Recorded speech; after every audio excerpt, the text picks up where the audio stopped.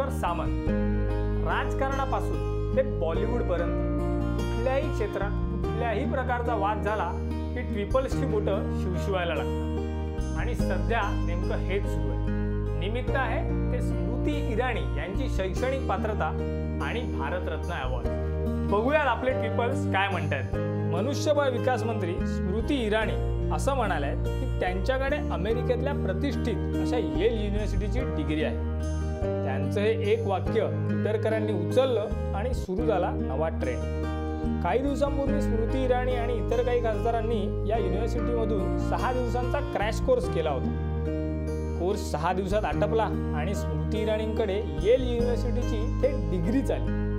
HRD minister कमालीच्या talented आहेत असे उपरोधिक ट्विट्स दिवसभर बरसत होते। एवढंच नाही, एका क्रिएटिव्ह मेंदूने तर त्यांच्यासाठी हे सर्टिफिकेटही बनवलं। दीवार, स्टुडंट ऑफ द इयर या सिनेमांच्या पोस्टरमध्ये या मंत्रीबाई दिसू लागल्या।